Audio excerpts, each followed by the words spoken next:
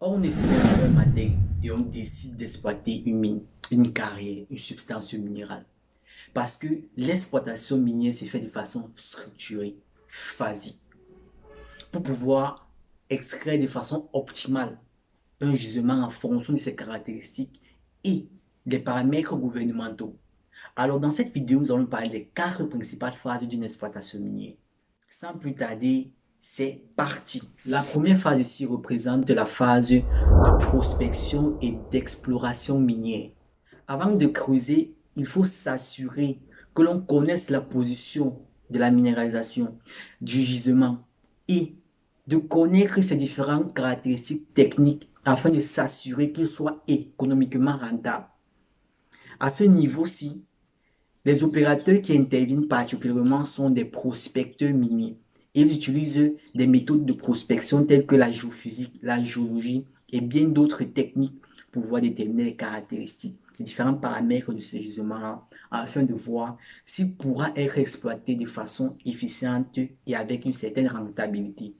Comme par exemple, c'est après les études de prospection à Gaoundal et à Minimatap qu'on s'est rendu compte qu'il y avait de grands gisements de bauxite ou encore, par exemple, le gisement de fer de Mbalam, qui a été découvert après de très longues études de prospection. La deuxième phase est la construction et le développement de la mine. Parce que une mine n'est pas juste un trou creusé dans le sol. Il faudra construire des routes, des logements pour les mineurs, installer les équipements et des dispositifs adéquats pour pouvoir exploiter la substance minérale de façon efficiente. Installer les routes d'accès, les routes de sortie à la fois du matériel, du personnel et du minerai. À ce niveau, plusieurs opérateurs entrent en jeu et sortent de plusieurs domaines, à la fois des bâtiments et des travaux publics, de la plomberie, de l'électricité, de la maçonnerie même et bien d'autres. Je prends par exemple le cas du projet de la bauxite de Minimatap. L'entreprise qui développe le projet est Camayon et est récemment ancrée au compte de l'entreprise Camrail qui fait dans les chemins de fer à l'ordre de 10% de son capital pour pouvoir transporter les minéraux quittant de l'Adamawa jusqu'au port. La troisième phase est la phase d'extraction minière. En fait, c'est la phase la plus visible d'une exploitation minière parce que c'est le moment où l'on extrait directement le minerai du sol.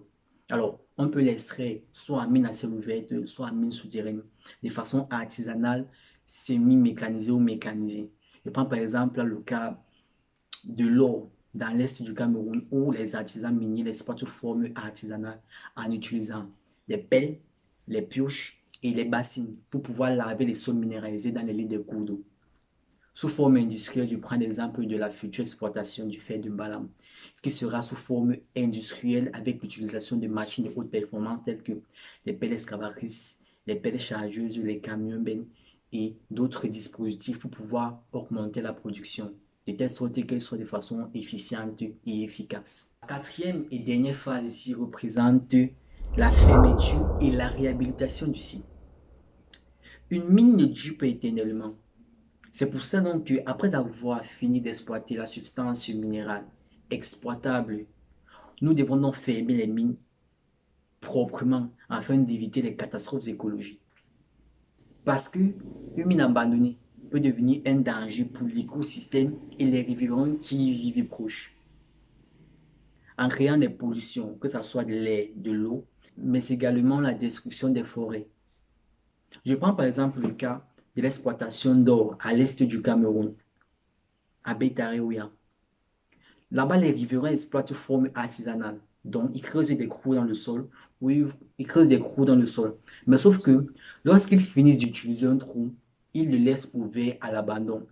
Et donc, en temps de pluie, l'eau vient remplir les trous là et deviennent des espaces propices au développement des moustiques qui, après le développement, vont commencer à nuire à la santé des autres artisans qui travaillent proche de ces trous là. Alors la solution ici est naturellement, tout simplement, après l'utilisation d'un trou, il faudrait le reboucher, le refermer. Généralement, les méthodes de fermeture de réhabilitation du site consistent particulièrement à remettre le site à l'environnement en construisant des arbres, en créant des parcs naturels ou encore des lacs artificiels. Naturellement, d'autres activités peuvent se développer après la fermeture de la mine, telles que la réhabilitation d'une mine pour fabriquer des restaurants exotiques et bien d'autres activités. Dans cette vidéo, nous avons parlé des grandes phases de l'exploitation minière, à savoir la recherche, l'installation de la mine, l'extraction et la fermeture de la mine.